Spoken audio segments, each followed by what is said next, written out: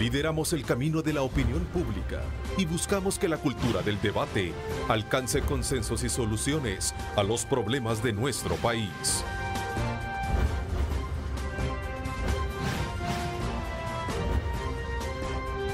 Diálogo con Ernesto López. ¿Qué tal? Muy buenos días. Estamos llegando ya a la mitad de semana. Es miércoles 29 de julio del año 2020. Qué bueno que está pendiente siempre de la señal de Diálogo. Y este día miércoles, como usted sabe, es el panel de analistas de Nueva Generación, donde vamos a analizar diferentes temas que sin duda nos han tomado por sorpresa, incluso a los mismos medios, donde hemos tenido que empezar, ¿verdad?, a armar todas estas notas para poderles informar de manera oportuna a temprana hora con David Cruz y por supuesto pues el análisis que vamos a comenzar a tener esta mañana. Bueno, mis invitados de este día miércoles vamos a tener vía Skype a Leonor Selva, ¿verdad?, para que ella nos dé su opinión acerca de las diferentes temáticas que vamos a estar abordando en este día miércoles. Así es que, Leonor, muy buenos días y bienvenida también a Diálogo. Hola, buenos días a todos los que nos sintonizan y espero que todos estén seguros en sus casas. Muchísimas gracias. También me va a estar acompañando acá en el estudio Isaac Ortega. Isaac, muy buenos días, bienvenido. Hola, buenos días, Osvaldo. Un gusto poder estar acá contigo, con Henry, y un saludo a todos los televidentes que nos ven. Un saludo a todos ustedes y siempre manténganse con todas las medidas de seguridad en su casa. Y Henry Flores también que nos acompaña. Henry, buenos días y bienvenido a Diálogo. Buenos días, Osvaldo. Buenos días, Isaac. Buenos días, Leonor. Tania, que también está ausente. Buenos días a todos los amigos y El Salvador. Estamos con vida, felices y agradeciendo a Dios que estamos acá luchando todavía por vivir. Vamos a comenzar con Leonor, escuchando su punto de vista de esta situación, de esta nueva configuración dentro del gabinete económico del país. Bueno, creo yo que así como expresaron otros en la nota, yo lamento mucho la salida del ministro de Hacienda, Nelson Fuentes. Hay que recordar que él venía del gobierno anterior del FMLN en el último año, pero él no era un nombramiento partidario, sino que él viene de formación de ser por muchos años asesor del Ministerio de Hacienda. Entonces tenía un perfil muy técnico y tenía una gran comprensión de cómo estaba el estado de las finanzas en el país. Este tipo de cambios siempre es preocupante en estos momentos. Creo que después de decir cambiar a un ministro de salud, ese sería el peor cambio. Recordemos que nosotros como país estamos gestionando un endeudamiento de más de 3.000 millones en ese momento. Y en ese sentido, yo sí lamento que creo que el nuevo nombramiento del ministro Zelaya no solo no cumple y tiene el mismo peso en términos de conocimiento y experiencia para dirigir Hacienda, sino que también ha sido un perfil bastante cuestionado. Hay que decirlo, el viceministro Zelaya sí un nombramiento más político, él tiene, si no me equivoco, de las filas del FMLN.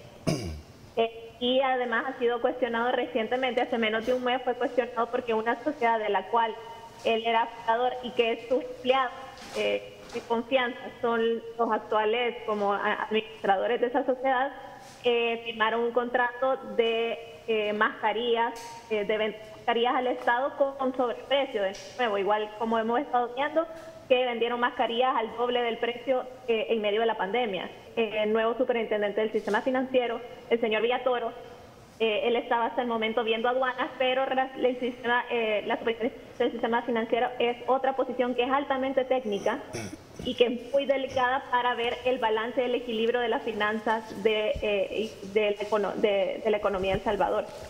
Espero que este cambio de gabinete se dé con el traspaso más ordenado posible y creo que el llamado es a estar vigilantes de cómo se desempeñan estos nuevos funcionarios.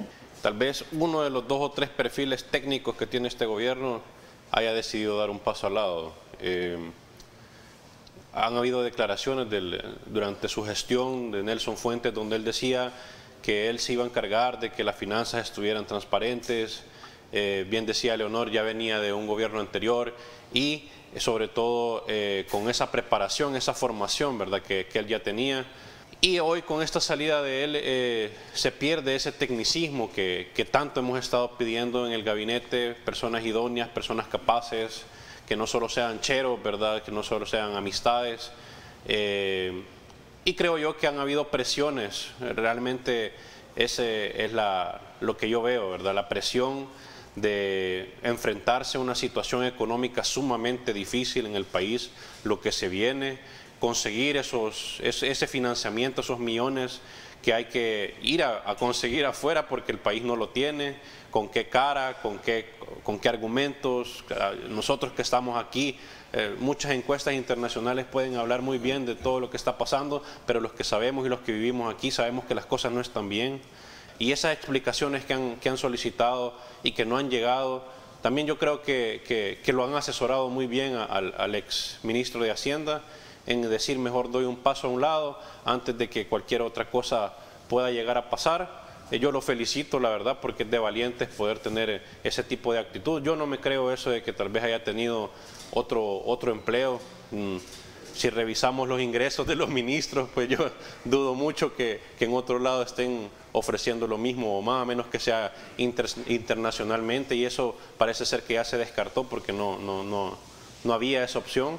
Entonces yo creo que el país queda en esa cartera con algo que viene, como lo es Zelaya, con señalamientos increíbles de que él mismo ha sido parte en un proceso muy oscuro, y parece ser de que lo que se premia es esto, ¿verdad?, en este gobierno. Llevaba un año en el gobierno, básicamente en el gobierno del presidente Nayib Bukele, pero recordemos también que llevaba un año también, o hizo un año en el gobierno como titular del Ministerio de Hacienda, en el gobierno del saliente expresidente Salvador Sánchez Serén.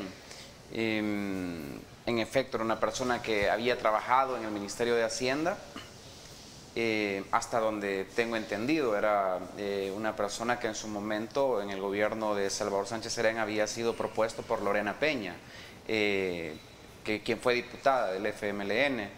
Imagino que por sus buenas credenciales el presidente lo valoró para que siguiera como titular en el Ministerio de Hacienda. Me parece que ha hecho un buen trabajo, una persona que cabildeaba muy bien en la Asamblea Legislativa. Decir que renunció o que saltó del barco porque venían cosas malas o porque él ya no estaba de acuerdo con el gobierno, tampoco me parece que es lo más atinado. Yo estaba viendo las declaraciones y los comunicados que dio Casa Presidencial e incluso la misma afirmación del presidente Nayib Bukele en la noche, y él decía que se habían dado 4 cambios. Eso me hace pensar, esa es una valoración muy personal, que a lo mejor también podría ser parte de una reestructuración por parte del gobierno, porque luego te renuncia alguien y haces 3 cambios. Minutos después, no creo que en el momento hayan dicho, bueno, Alejandro Zelaya, viceministro de Hacienda, pasa a ministro, Villatoro, que era el de aduanas, pasa a la superintendencia del sistema financiero. Se hicieron varios cambios que fueron anunciados, y tampoco creo que es que te renunciaron y empezaste a hacer cambios rápidos en el gobierno. Pudiese haber sido parte de una reestructuración de la cual el ministro de Hacienda, el exministro de Hacienda ahora, ya tenía conocimiento también. Igual, esos son análisis y valoraciones que estamos haciendo, descartando el hecho de que él es el que haya renunciado porque no estaba de acuerdo con el gobierno, como han dicho la mayoría de diputados que lo han dejado entrever. Ahí estaba escuchando al diputado Quijano, a Mario Ponce, que pues él había salido corriendo. O sea, puede ser que fuera parte también de una reestructuración hablada misma en el gobierno y de la cual él mismo tuviese conocimiento. De hecho, Alejandro Zelaya fue asesor, es decir, tampoco es una persona desconocida, podemos catalogarlo quizás como una persona más cercana que el anterior ministro al presidente Nayib Bukele, porque venía con él y con su equipo de trabajo desde la alcaldía de San Salvador donde había laborado como asesor justamente en temas financieros. Entonces decir que no tiene las credenciales o que no tiene los conocimientos necesarios para destacarse como ministro, tampoco creería yo que es así, porque ya venía trabajando en temas administrativos y financieros desde la alcaldía de San Salvador. En cuanto a las denuncias que se han hecho, acusaciones y todo eso, bueno, en su momento él tendrá que... entiendo que ya presentó sus pruebas de descargo, incluso lo vimos en la Fiscalía General de la República, y serán las instituciones las que decidirán si es culpable o no de eso que se le acusa. Pero en cuanto a su perfil, a mí me parece que Alejandro Zelaya sí tiene un perfil y las credenciales para ser titular. Y bueno, y en menos de 24 horas dio dos declaratorias, una de constitucionalidad y la otra de inconstitucionalidad. Vamos a empezar hablando de la inconstitucionalidad, que estaba diciendo que la magistrada presidenta y la magistrada suplente habían sido pues nombradas y que era pues inconstitucional. Sin embargo, pueden terminar su periodo hasta el 27 de agosto y pueden reelegirse.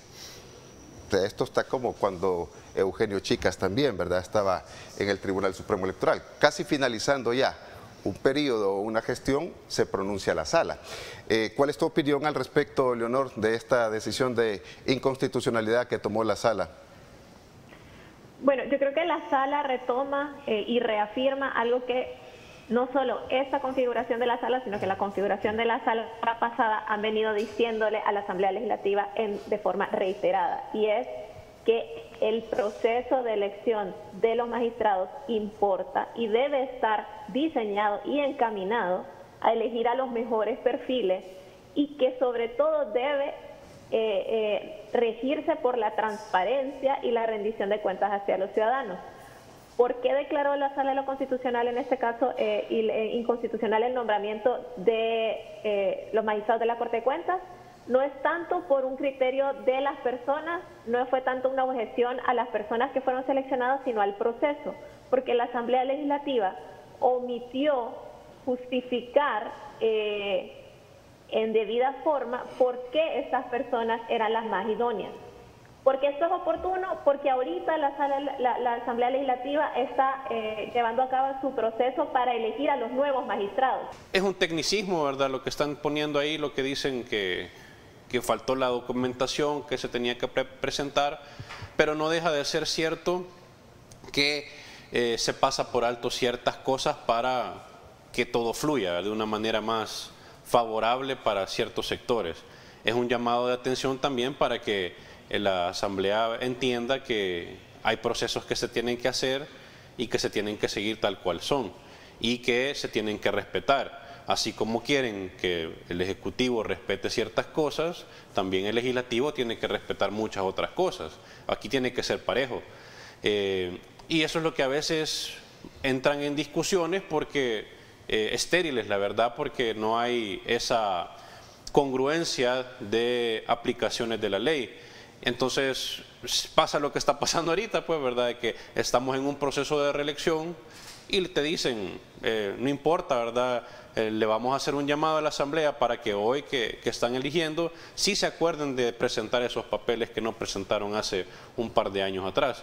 Esto no va a cambiar hasta que la forma de hacer política cambie en el país y obviamente que no se haga una repartición, como decía Leonor, que se haga por idoneidad, por una evaluación que de verdad me indique a mí que por tus credenciales, por tu preparación, por la justificación que me estás presentando. Yo creo que ese es un mensaje además para justamente la decisión que se está tomando en este momento de elegir a magistrados, que se está haciendo eso como que es piñata. Levanten la mano quien quiere ser magistrado de la Corte de Cuentas y les dan 30 minutos para que ellos digan, yo quiero ser magistrado porque quiero hacer un buen trabajo y que quiero hacer una Corte de Cuentas excelente, amigable, proba, etcétera, y lo que prometen todos en 30 minutos. Ni siquiera la PAES dura 30 minutos. La PAES creo que dura como hora y media.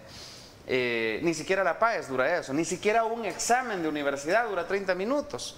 Entonces creo que los diputados, aquí no es un problema de la sala, este es un problema de donde se origina eso, es un problema de las decisiones de los diputados. En este caso el error fue en la comisión política. Ok, entonces que no den 30 minutos, ni siquiera un parcial dura 30 minutos, ni siquiera un parcial de kinder o de escuela. Tracoda, que es una organización, una ONG y otras como Funde, otras ONGs, han cuestionado la forma en cómo se están eligiendo y decidiendo estos cargos tan importantes como es los magistrados de la Corte de Cuentas. Deberían de haber otros mecanismos, ¿verdad? Ojalá que la elección no vaya a ser a partir de una negociación, porque eso se está denunciando, de que les dan 30 minutos, los dejan hablar, pero al final ya se sabe quiénes van a ser. Y por eso, lamentablemente, hay muchos profesionales y muchos perfiles que no participan en cargos de magistrados, ya sea para la Corte de Cuentas, para la Corte Suprema de Justicia o fiscales incluso, porque dicen, no, ¿para qué voy a participar si ahí los diputados ya tienen todo arreglado? Y no se equivocan, así ha sido. Ojalá que no solamente en esta elección se haga bien, que no sea una negociación principalmente entre Arena y el FMLN, porque eso se rumora que Arena y el FMLN se están distribuyendo, vaya, vos te vamos a dar tantos magistrados, a vos tantos, porque ya vienen nuevas ideas, nuestro tiempo, vamos, y todos los partidos políticos nuevos, y necesitamos blindarnos, ¿vea? Y yo quiero denunciarlo eso acá, porque al parecer esa es la negociación que tiene Arena y el Frente. Se están repartiendo los magistrados, ¿vea? Y buscando perfiles, ¿cuál es el más cercano a ellos?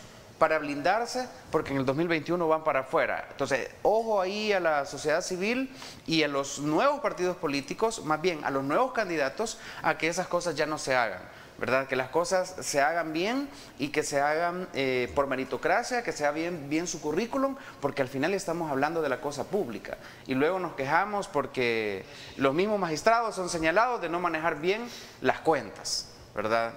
Entonces creo que ahí debe haber un mejor control. El tema del arresto y el proceso que se lleva contra el exministro de la Defensa, David Munguía Payés. Esta es una investigación larga, todo se desprende, creo yo, de la investigación del gran operativo que se llevó hace un par de años, donde se detuvo a muchos líderes de la estructura de la MS, y que de esa misma investigación y de esos mismos testigos criteriados se han ido desprendiendo la vinculación de muchos funcionarios públicos, funcionarios municipales y miembros de partidos políticos que han negociado con las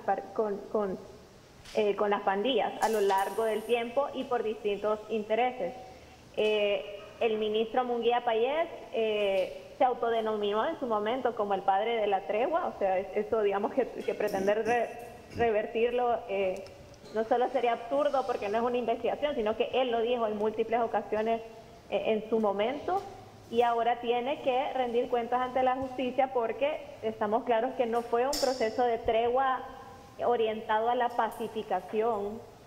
Entonces se incurrió en delitos. Creo que veo positivo que se esté juzgando a exfuncionarios, y eso sí, espero que esta investigación siga rindiendo frutos de incluso funcionarios actuales, funcionarios tanto en la Asamblea Legislativa o funcionarios que ahora van a estar buscando otro cargo, como funcionarios dentro del Ejecutivo, de los cuales se les ha comprobado que han negociado con pandillas en el marco de estas relaciones poco transparentes y probablemente ilegales. Es una combinación de las dos cosas, ¿verdad? Aquí en el país todo se vuelve político y todo se vuelve una estrategia para desmeritar a otro y para recordar lo que hicieron los mismos de siempre y toda esa historia. Pero también es una muestra, una luz, como tú bien decías, de que la Fiscalía también ya empieza a dar esos pasos donde hay que llevar a las personas a la justicia y que sea la misma justicia la que decida si son culpables o no. Claramente está que una vinculación a todo el proceso puede haber, ¿verdad? Podría haber, ya que cuando dice, por ejemplo, no comparto la declaración, y nos reíamos con Henry porque decía, solo porque era el ministro el de seguridad o el de justicia o el de ¿qué era? Justicia y seguridad. De justicia y seguridad. Solo por eso lo están... Pues sí, pero sí. O sea, una persona que está haciendo bien su papel, conoce, da seguimiento, todo lo que le rodea. O sea, cuando hay un empresario no solamente se dirige, no se limita a ver la parte administrativa, sino que también ve diferentes cosas que le corresponden a su cargo. Entonces decir, es que a él no le correspondía o para eso hay otras personas. Sí, pero también vas en la misma línea, tenés que saberlo. O sea, y claramente pues él salía cuando se entregaron armas, él salía con su traje, como tú bien decías, ¿verdad? Dándole un respaldo a todo esto como algo que él sí sabía que se estaba llevando a cabo.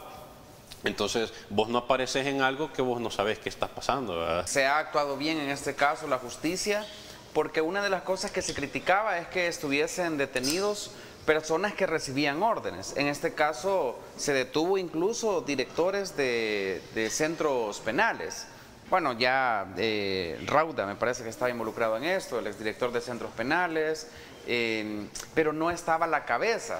Y ahora David Munguía Payés, que fue ministro de Defensa en la era de Funes y luego que fue ratificado también en la era de Sánchez Serán y que también fue ministro de Seguridad y Justicia, no puede decir que no sabía nada, si las órdenes venían de él. Incluso él se autodenominó el padre de la tregua. Y nosotros veíamos en televisión la foto que estaba la Organización de los Estados Americanos, incluso llegaron varios pandilleros y regalaron las armas, y quien estuvo ahí fue el padre de la tregua, de la patria, es decir, el padre de la... Es lo mismo ahí, los diputados, ¿verdad? Que hay diputados vinculados también a este tema de las pandillas y que ahora van para el Parlamento y otros cargos, siempre parlamentarios. Entonces, Munguía Payés sí estuvo involucrado, ya las investigaciones periodísticas lo demuestran, pero creo que la justicia está actuando bien. Era el ministro de Seguridad y las órdenes salen de ahí. Abajo de él están el director de centros penales, el viceministro, y él se reunía efectivamente con otras personas como Raúl Mijango, que también ha sido procesado, ¿verdad? Estaba el monseñor Fabio Colindres, que también era parte de esta negociación. No he escuchado que también a él lo hayan procesado o lo hayan capturado, no sé si a lo mejor ha de ser testigo criteriado, pero hay que decirlo. Él estaba también involucrado en esto, no sé la forma. Igual Raúl Mijango, Munguía Payés y Mauricio Funes, que esta es como la demanda número 50 que le ponen a Mauricio Funes, que está en Nicaragua y que no va a poder enfrentarse a los tribunales porque está allá asilado. Bueno, ahora es nicaragüense, pero también él ha sido demandado porque fueron los padres de la patria, de la tregua. De la tregua. Los padres de la tregua son los diputados, también algunos diputados. Entonces, Munguía Payés sí estuvo involucrado en eso, y lo que esperaríamos es que pues paguen lo que tengan que pagar, pero eso sí, hay personas involucradas en esto, y estamos hablando los de cuello blanco. O sea, sí está bien, se captura a personas que ya no están en cargos, pero hay diputados que incluso están yendo a firmar. Bueno, Neto Mason está yendo a firmar también por casos parecidos de negociaciones, videos que salieron, ahí salió Norman Quijano. Bueno, otro tema que quiero que discutamos es la más reciente encuesta del Instituto de Opinión Pública de la UCA, del UDOP, donde pues da una valoración sobre las preferencias que se van a tener para las próximas elecciones, el desencanto que hay por la población, un 62% que dice pues declararse no partidarios, y sobre todo la nota que se le da al presidente en esta época de emergencia, que por cierto bajó un poco con referente a los 100 días de gobierno. Vamos a empezar con Leonor y escuchar el punto de vista acerca de esta reciente encuesta de la UCA. Bueno, no la tenemos lista, vamos a empezar contigo, Isaac, para que escuchar tu punto de vista al respecto. Bueno, mira, más que ponerme a analizar de en sí los datos de la encuesta, así a grosso modo, lo que vos podés empezar a ver es esa caída, ¿verdad? Poquito a poco, que tal vez por ciertas situaciones, aún que no se habían dado completamente en el entorno, y manipulaciones de ciertas encuestas, lo voy a decir claramente, ya salió a la luz cierta situación de cómo es que se mandan a pedir las encuestas, ¿verdad? Con estas empresas que están ahí participando. Creo que es evidente que hay una especie de insatisfacción de los votantes con las opciones políticas.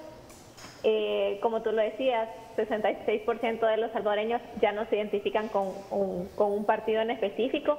Ahora, yo quiero ser optimista en el sentido de también estamos, espero, desarrollando una ciudadanía más exigente que ya no esté tan dispuesta a solo como que unirse a una tribu y dejarle pasar lo que sea, solo porque es mi bandera, solo porque es mi partido, solo porque me dicen que si yo no los apoyo en todo, si yo los critico, si yo hago otras propuestas, soy parte del enemigo o favorezco a la oposición. Entonces, el único temor mío es que ese 66%, si lo vemos en el lado positivo, puede estarse volviendo un votante que varíe, que de elección a elección evalúe realmente el desempeño de cada partido político y sobre todo de cada persona y vaya premiando o castigando realmente en base al mérito. Lo que sería un error, y sí le pido a la ciudadanía que no caiga en eso, es que el desencanto nos haga salirnos del juego democrático del todo, decir, me voy a quedar en la casa, ya no voy a oír propuestas, ya no voy a evitar porque siento que todos son lo mismo, porque ese abandono no nos va a llevar a ningún lado. O sea, cada vez que nosotros nos abstenemos de votar y renunciamos a nuestro derecho al voto, le estamos dando a otro poder sobre nuestra vida. Mencionaba que al final pues son números de las encuestas que son reflejadas en un momento determinado y que puede ser leído de diferente ángulo por la población. La UCA usualmente en las últimas encuestas le ha estado dando una nota más baja en comparación de otras encuestas a la gestión del gobierno del presidente Nayib Bukele. Hay otras encuestas como la UTEG o la Gavidia que le han dado una nota un poco más alta. Hay una encuestadora, la consulta Mitoski, que le da una nota muy alta al presidente Nayib Bukele, que es una casa encuestadora de México. Pero al final son encuestas y pueden ser vistas de diferente manera y leídas de diferente ángulo. Lo importante y lo que yo sí considero clave decir es que manejar y dirigir los destinos de este país en una situación tan complicada como lo es la pandemia, pues es complejo, ¿verdad? El Salvador, con todas las dificultades que tiene, hay que rescatar el hecho que la seguridad se ha mejorado muchísimo y ahora, por primera vez en la historia, después de los acuerdos de paz, El Salvador ha salido de esa lista de países criminales, a la par de países donde la vida no vale nada. Ahora podemos decir que hemos salido de esa etiqueta que se nos tenía. Se ha logrado mejorar la imagen positiva a nivel internacional, pero pues nos viene esta pandemia y es de rescatar el hecho que el presidente ha salido muy bien evaluado en comparación de otros presidentes sobre el manejo que se le ha dado y que eso ha hecho que se salven muchísimas vidas. La pandemia fue manejada muy bien desde antes que incluso otros países empezaran a tener restricciones, y eso al final se refleja en los números que encuestadoras no de este país sino a nivel mundial han dicho que el gobierno ha manejado muy bien este tema. Creo que es normal también un desgaste después de un año de gobierno y con todos los problemas que se han tenido. Creo que es aceptable también la nota que se le da al presidente. Bueno, ya para ir finalizando, me gustaría que hiciéramos también una lectura rápida del tema económico. Ayer tuve dos economistas acá en diálogo y decían que El Salvador, y tal como lo mencionaba Leonor, es el país que a nivel centroamericano se va a ver más afectado en cuanto a la economía, precisamente por las malas decisiones que ha tomado el gobierno, decían los economistas. Tu punto de vista al respecto, Leonor, ya para ir concluyendo la entrevista. Sí, tal como tú decís, el panorama, si bien en todo el mundo la pandemia va a golpear la economía, lo que te está diciendo es que nosotros somos los que todos los organismos internacionales para el continente latinoamericano somos de los que peor diagnostican que nos va a ir. Yo creo que en este caso, y volvemos al tema de la corrupción y todo, ¿por qué es importante? ¿Por qué nos importa que vendan mascarillas al doble de precio?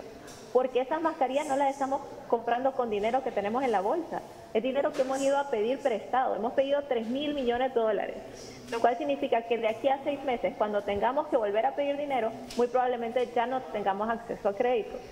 Es importante entonces que, y ahí se haga un llamado al Ejecutivo, que deje de tomar decisiones solo, porque va a necesitar el consenso de todos los grupos, o sea, de todos los sectores del país para sacar esta economía adelante. Y la economía no es un tema de empresarios y de élites, que los primeros que nos vamos cuando a la economía le va mal son los que somos empleados, son los que somos informales y vivimos en el día a día, y somos los que no tenemos esa gran seguridad. Entonces, el tema económico es un tema de la gente que está sufriendo ahorita, incluso sufriendo hambre y todo en silencio.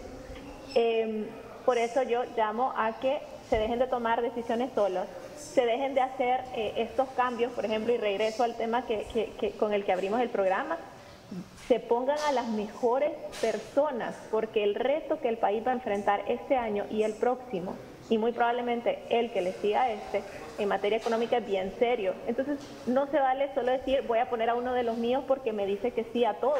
Necesito a la mejor gente asesorándome. Y necesito entablar un diálogo sincero y franco e inclusivo con todos los sectores de la población. Exacto. Sí, definitivamente la economía en el país va a estar por debajo de lo que normalmente ha estado. Acuérdate que el país es casi 88-90% consumo. Y ahorita que no hay una actividad económica normal, eso va a bajar. Más con la incertidumbre que se ha estado viviendo de que si se abre la segunda etapa o no se abre, que si de verdad va a haber estos cambios económicos o no.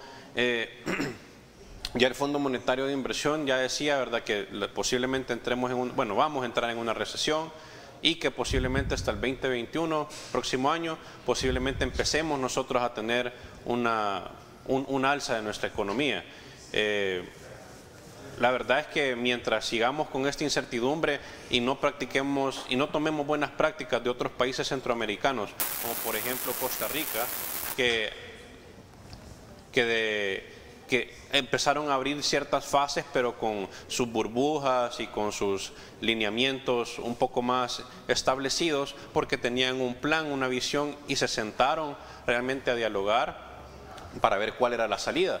Pero eso es lo que no estamos teniendo acá. Ya vamos por más de 180 días, creo yo, por ahí, en una situación donde no ha habido un plan real de cómo nos vamos a reactivar. E incluso muchos empresarios o muchos emprendedores han tenido que incurrir en gasto adicional para poderse mantener a flote. Y no se está viendo esa percepción de que podamos recibir el ingreso extra. Bueno, lamentablemente se nos ha agotado el tiempo. Quiero agradecer a Henry Flores la visita esta mañana, a Isaac Ortega y a Leonor Selva por su participación esta mañana en Diálogo. Muchísimas gracias. Gracias. Y a ustedes, amigos televidentes, muchísimas gracias por acompañarnos, por honrarnos siempre con su preferencia. A continuación, arriba mi gente. El borrego está de manteles largos, 37 añitos. Muchísimas felicidades. Que pasen un feliz día y que Dios me los bendiga. Lideramos el camino de la opinión pública y buscamos que la cultura del debate alcance consensos y soluciones a los problemas de nuestro país.